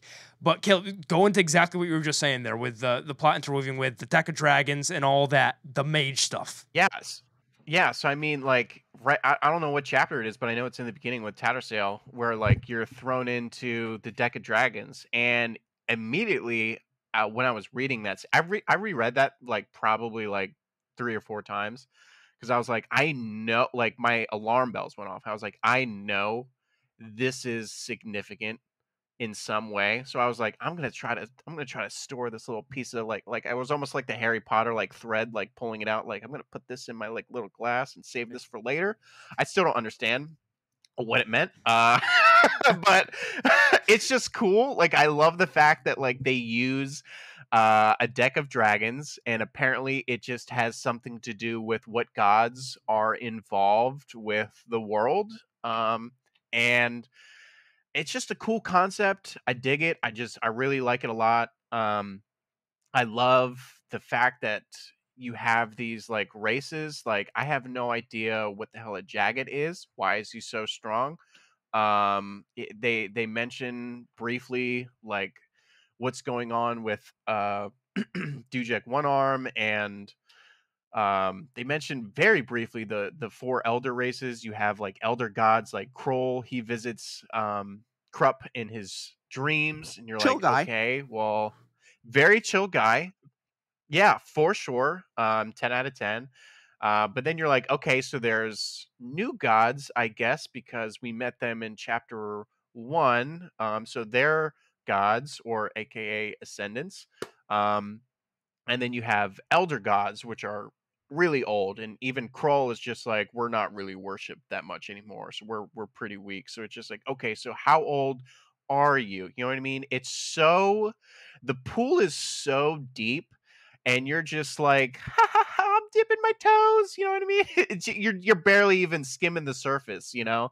And I love it. I want to know everything. I want to know how does it work? What are warrens? Are there's clearly multiple. There's multiple warrens. There's warrens of chaos. There's the Imperial Warren. You have like minor ones that pull from different gods. You have other like I don't know. I don't know. What is an Azath House? Why is that important? Where did this come from? It captures strong beings. Why? What's going on? I don't know. I don't know. I love it. I love it though. It's awesome. It's so cool. You're not alone. Matt's Fantasy Book Reviews loves Malazan. It's his favorite series of all time. I can't believe we didn't mention that earlier, but he, especially with The World, he's doing a reread, or recently did a reread, and he's loving it more because, hey, when you're in book 5, when you finish the series, start back with book 1, if you ever go to reread, and then maybe things will make more sense. But Rich, were you going to go into something there with World? You gave it a 2. Ultimately, this is not... So when I say that I think the world building is a 2, it's not to say that the world in Steven Eriksen's head and the world of Malazan is a 2. No, it's how it's presented in this book. I'm giving it a 2 because I don't care. Like it's going so confusing. I think it's significantly flawed. He doesn't give us enough nuggets, understandable nuggets for me to latch onto. And because we throw so much stuff at the wall, I don't see even what sticks. Like, there's so many epic moments and things that should be cool, and I feel like it's just another Tuesday. That's the ultimate why I think it's flawed. It's a flawed world in how he portrays it. Now, that's not to say that it can't get so much better. That's the thing. I'm looking at it this way of, it's flawed for this book, but I can take it on faith that I can get sucked into this world later. For me, it's a really bad introduction to the world. But once I, like Caleb, you're saying, like you're dipping your toes in the water. Once I actually take the plunge and I'm in the world and I start to understand it more, yeah, it'll be a really cool world. But I think this is a really flawed introduction to this world. That's kind of how I see it. Erickson has gone and said in interviews that if there was one thing he would do differently is he would hold the reader's hands a little more in Gardens. So I think he does recognize that the first one is very not super welcoming, at least for the world wise. So I at least he recognizes it. So Yeah, but yeah, and the main thing is you don't even need to explain everything. That's not the issue. It's just you throw way too much. You say too much. Like if you took this exact same plot and Erickson didn't throw more, like if he just cut back on the world stuff that's thrown at you and just let you deal with the important elements from this plot, I would probably like the world a lot more. But there's way too much thrown at you that I don't care about any of it. I don't know the context of it. And so when there's something that should be cool, and like the jacket should have been hyped up a lot earlier. And so when the jacket does come, then I care. And I actually know, oh my God, this is a big deal. But I don't know that it's a big deal when it happens because it's a off mention of like, oh yeah, the jacket's pretty powerful. It'd be stupid to like. That's the problem. The Talana Mass, like, and the way he writes the stories is they're all individual kind of stories in the book 1, book 2, book 3. So, right. If he just cut down on how much of the world he threw at us in the first book, I would like the world a lot more. It's also I agree with your first statement of what you think of the world. Agree word for word with what you said. So that's my same exact thoughts, and I'd even add with not to adding on the negative or positives to it, but just to go. The typical advice authors get is show, don't tell. Like that's always the thing to follow. Like, hey, show as much as you can. Don't tell the audience things. And obviously that advice is more with, hey, can you describe something rather than telling someone what something looks like, which we'll get into with this prose, which I think is the best of the categories to me. But I think with the world, showing, don't tell the world. Like obviously, hey, could you show someone Dirgistan or tell this is what Dirgistan's like? So I don't mean in the way that he should tell us like this works like this works like this. But I think he almost makes me think differently about books now, where I always think, oh, just show me things. Like, don't, I'll figure it out as I go on, because he threw so much at you. I think what he did in this book is, again, going back to a Sanderson law. I kind of mentioned this earlier with the more reader understands said magic, the more payoff you'll get from said magic along those lines. Another one of the laws is go deeper, not wider with the world. And I think Malazan, although it is, to your point, what you said, Malazan is a super deep world that is not brought across yet in book 1. So it's a super deep and complex, again, 20 years of buildup all poured into this and a 10-book series. And there's 40 books that go on to that. So I have no doubt that Malazan as a whole is 5 stars, 20 stars, all the stars. But with book 1, he goes completely wide, throws a bunch of concepts, you don't understand a lot of those concepts, and then therefore it doesn't feel like a deep, entrenched world where even for me to feel entrenched. So it's a lot of and thens. Exactly. Yep. And then this popped up. And then this popped up, right. And then this. All right, sure, why not? Exactly. For me, even a short novella, Piranesi, a short novella, Emperor's Soul, where I think it's even not describing those other than it's very narrow in scope and it's very atmospheric, where even with this, I would say I couldn't feel the atmosphere of the world itself came that much alive because so much was being thrown out. So that's when we're rating world building, what I mean by 1.5 bad is rating it on the scale of how much was I immersed and did I completely suspend my disbelief, or was I completely, what's the word we use? Out of tune, or I could look up our... On our 5 scale, that would be we were lost in the world. Like we believe that the world is real. Or no immersion. No immersion. Got it. Yes, that's what we rate on. Very low immersion in this world. So when I mean it's that low, it's just I was, very not immersed in what was presented. And Caleb, I feel so we brought you on here and just talk negative about one of your favorite books. Like this is, I'm starting to feel a little bad. I'm starting to feel a little guilty here. It's fine. It's fine. It really, no. I mean, I understand where you guys are coming from. It's a challenge. Like it definitely is a challenge. Give us your feeling of remembering when you first read this book, not now with context of 5 books under you. when you were first reading this, how'd you feel about the world? Good question.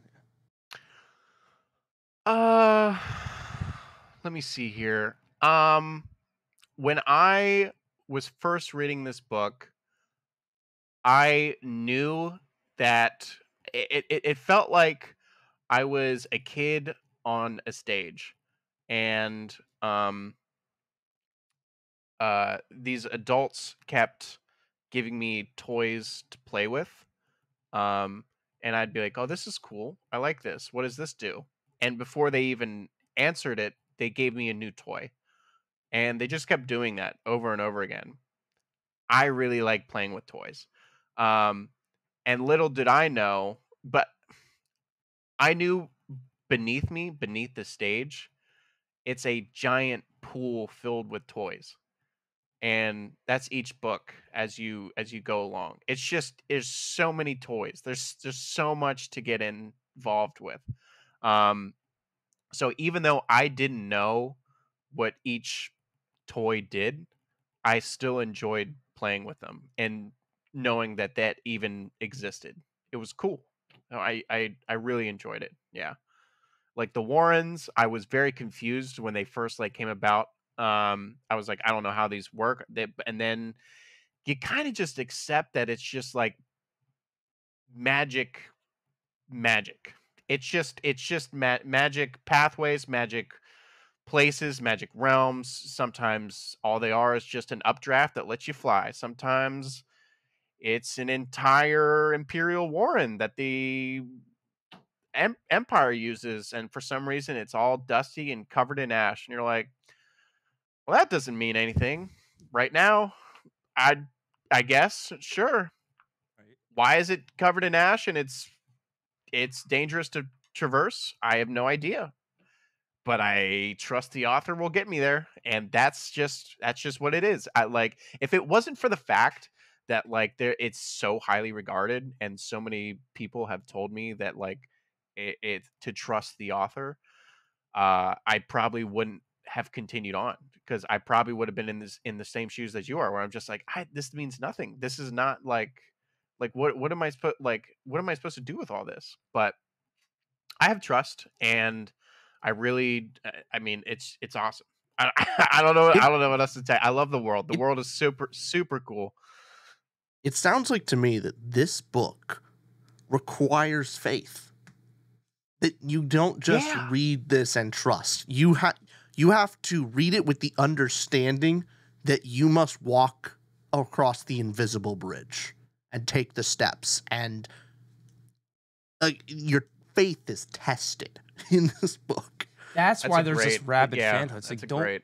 don't bring your faith in God, bring it in Steven Erikson. Like, take the leap and just go. Let Malazan happen to you. Don't come to Malazan expecting it. Yeah, but like not a in some cases where it's like, hey, the first part of the book is confusing, but by the end it makes sense. Like it's taken even further. You're not even going to understand the first book. You're not going to understand the first 5 books, but have Yeah. faith that it will come together. And our faith was tested in this one. It was, and we'll see if hey, yours is going on because it's more so. Here's the more accurate thing: is faith in the other readers that you trust. That go, hey, trust us. He pays off, and then I think the faith starts to go in the community. Then the faith goes from community. Oh, I believe the author. Then it goes to author, because you don't know Steven Erikson enough to believe. If you pick up a Sanderson, pick up a Terry Pratchett, you're like, oh, he has written enough to where I will give grace, even if the first half of the book sucks. Yeah. I've read enough of this author's work to continue, whereas this one's more you're having faith in Caleb. Yeah. Whereas me, Caleb, I got no faith in you. I'm not continuing. Wow, dude, I'm hurt. I am hurt. Okay. It's more, it's not just that. It is, for me, it was so me. hard to get. It was also harder to get through for me. So I'm at a good reading pace right now, and I'm just going to books that I'm flying through rather than this. This took me a while, so I'm gonna have to put this aside. See what you think if it's worth to come back for another. You know video. what I'm literally reading after this book? Fourth Wing. The very next book after this, I'm currently reading Fourth Wing. Talk about jarring. Opposites.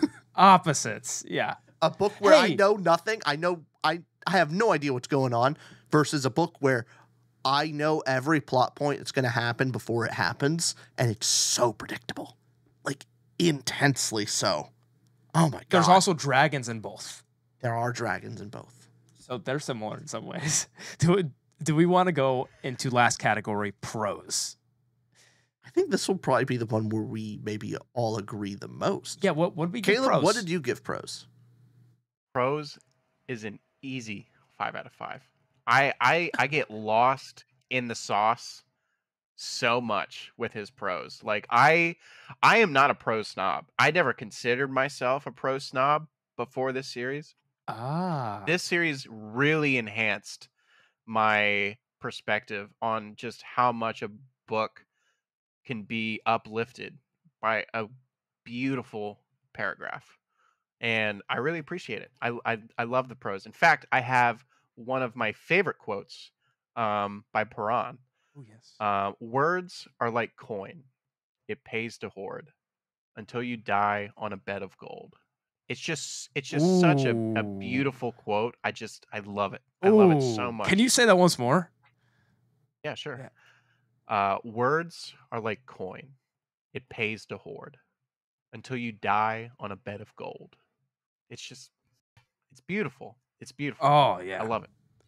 That is nice. I just wanted to write it down so I could have it when I go back to my sheets where I have my thoughts on reviews. I want to include that because that's nice. But for just to know, I was laughing a little bit because for those who don't know, Caleb is known as the Discord hype man for every book, and just hearing you say 5 out of 5 stars just gives me every new book you read is the new best book. And it's like, and this one I happen to, so when it comes to Malazan and the prose, I'm gonna agree more with you. I don't get the 5 out of 5 stars. That's fine. I What'd you gave give? I gave it a more tempered 3.75. Really good prose.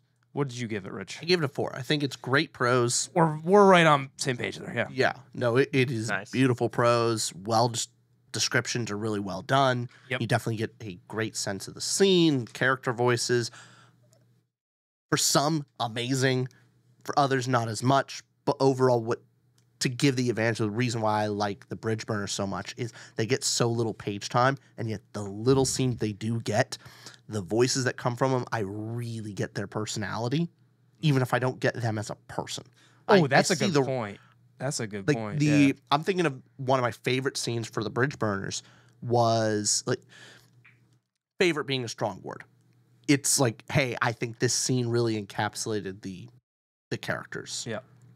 Not that it's like, oh, this was, I was blown away, but I was blown away by how much was done in such a short scene.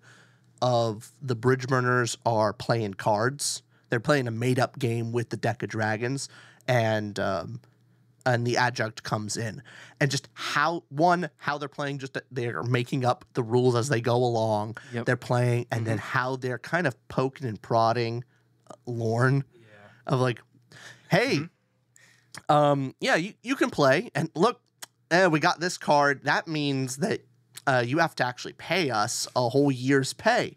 And then the other chimes in like, yeah, coincidentally, that's the same amount of money that you have to pay our families if we die. It's just like poking like, yeah, we know you're trying to kill us. We get it. Yeah. That is and just great. everyone kind of like, shut the fuck up. Don't let her know. It's great. That, and just how they play off each other That's fantastic. Yeah. is great. Why them as a group is cool. 100% agree with that. Yeah. Caleb, what I love scenes like that, and they are so prevalent throughout the series. Erickson loves to give POVs of just small soldier guy. You know what I mean? Like you'll get POVs of like the bigger heads, but he loves giving that POV of just the nobody. You know what I mean? And he does love doing those scenes where like they're just playing a card game, a made-up card game, or there's just a weird thing that they're doing with the deck of dragons, you know what I mean? And it's just this little camaraderie of Bridge Burners, just like all hanging out and just trying to make sense of what's happening around them. And I think it really encapsulates, how their personalities come through, because you have like Fiddler and Hedge, who are bridge burners, and they're like sappers, which are essentially like grenaders. Like they throw like bombs and grenades and whatnot. Like they're crazy bomb heads, you know what I mean? Like that's them. And you got like Quick Ben, who's like the strategic um uh sorcerer. You know, he's a wizard. He's very smart. And then you have Kalam, who's like this assassin. He's got knives and everything like that. And you have Crocus, who's like a little thief, who's like kind of coming together. So but I think that when Malazan really shines is when you have those dialogues between the characters, and you really get to see like the inside of each of those heads. And sometimes he purposely does not let you inside of certain characters' heads. Um, and I think he does that on purpose, just so we only get the POVs or the thoughts of his like a certain character's like subservient, or like just the ground men, because that's all you really need to know, or that's all he wants you to know at that point. So it's beautiful. I agree with what you're getting at there, and more exactly what Rich said with the character voice is better than the character. I know you don't agree with that because you like the characters more, but from Rich and I's read, like the character voice came across better than the character did.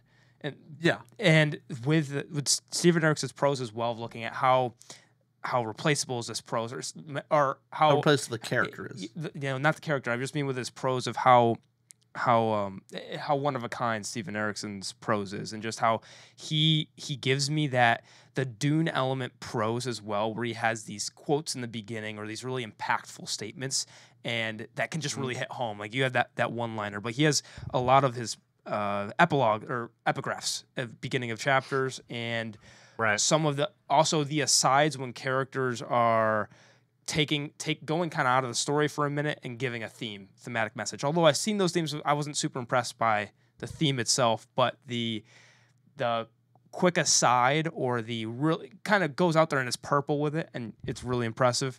I like those, and it was very descriptive. I think the only thing I could say of why not higher is sometimes, just like with this plot of kind of a lot happening or the world a lot happening, sometimes his descriptions were also, I didn't know what to focus on sometimes, because he would also describe a lot. Despite that, the prose is amazing. So I really like the prose, really enjoyed it. I could actually see it being one of those things that later books down the line could get those higher scores, just like all these categories could. But even more so with prose, because I could focus less on the prose because I was still thinking about other aspects. So the prose to me, I couldn't gawk as much because I was still figuring things out, going like, okay, is this world thing important? So for you, having the ability to both enjoy the story, then go, oh, that line right there, I missed that line, and I love that line that you just said. The words are like coin; it pays the hoard. It's a beautiful line. Yeah. I love that line. I must have where was that in the book? Who was saying pretty early on? Yeah, was it early? It's Perron. Perron says it. I forget when exactly he says it, but it's early on for sure. But it's yeah. You have to really digest these books. Take your time. Sometimes reread it if you're really not understanding. Also, use the chapter by chapter breakdowns in the Discord. They really help. I guess people have to join the Patreon to do that, though. Oh. They do. But yeah, like one of the things that I have really come to enjoy, sometimes hate, but really enjoy, is you will be in the headspace of a character and you forget that he is just on a dock fishing or walking up a hill. But what Eriksen is describing is like these deep like themes of like what it means to be human, and how what's called soldiers' lives play into the part of war and everything like that. And you're just like, what are we even talking? Are we still on the hill? What is going on? I thought you were going to talk to what's his face. Then you're like, oh, and then he got interrupted. You're like, oh, okay, yeah, he definitely was just thinking so deep into the universe about themes and everything like that. It's just like at times it can be a little like overwhelming, but beautiful nonetheless. Very beautiful. It's very flowery, and it enhances the experience in my opinion. So I love it. I definitely think this was our most positive negative review of a book. Yeah. We spent most of the time talking about its positives, which is really interesting. I don't want to say we did that. More Yeah, so, we talked a lot of we talked about like what the- it can do, like the Yeah. opportunity that this book really can show, but that it didn't connect with us particularly. Yeah, it's more. Was negative for us, but here's why Caleb likes it. Here's why it has potential in future books. Yeah, better way. Yeah, that's definitely the case because obviously with books like this, I've tried to do that with Wheel of Time too because I really don't like Wheel of Time, but obviously people are fanatics about it. Yeah. ACOTAR, the way we made ACOTAR more fun for me was ACOTAR's not for me. I think it's a bad book. With it being a bad book, it's fun to see why do people love ACOTAR.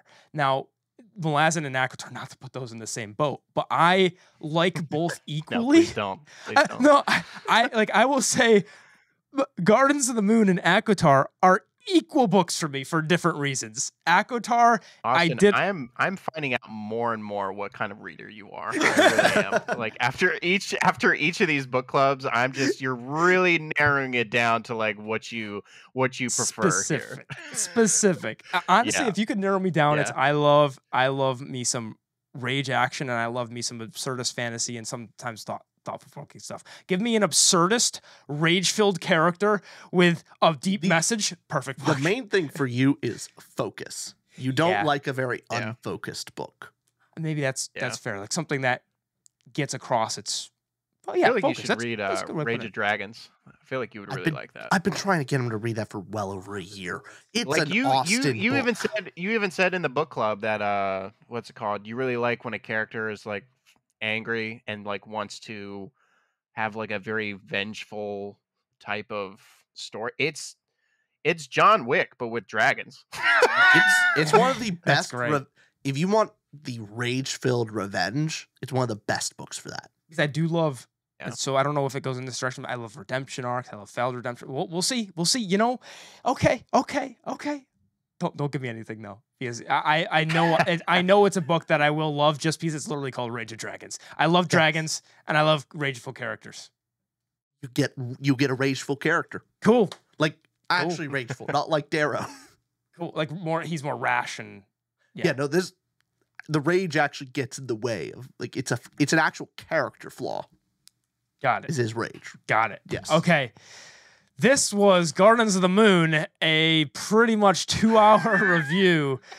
Wow. Caleb, thank you for joining us. This has been Of course.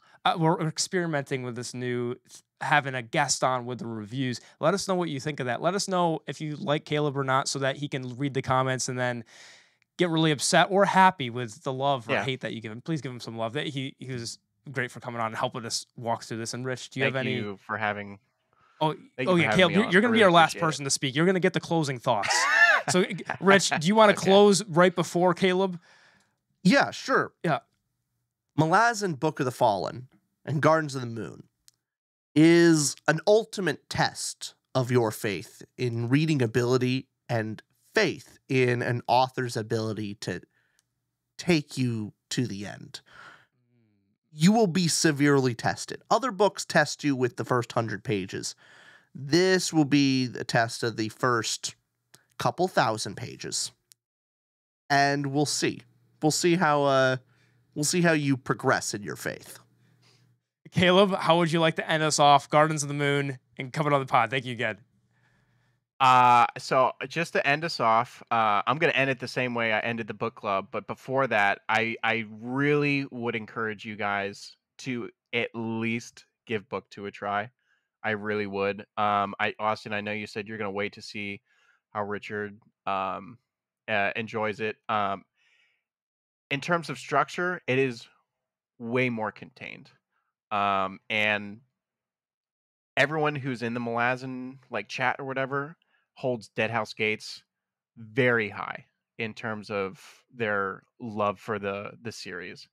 And what's great is it's basically a standalone. I think there's like one or two characters that are come from the first one, but like you're gonna be right where you started, and you're gonna like it. I promise you will get something from book 2. I really do. It's very hard not to enjoy that book. Cool. But You know, as a closing did statement, you wanted to end it Yeah. with something, a closing statement, and also that is a very convincing way to put it. I like that it's a standalone, so that's very convincing. I'm gonna end it the same way that I ended the book club, looking directly at the camera. First in, last out. If you know, you know. Bye, everybody. Bye, all.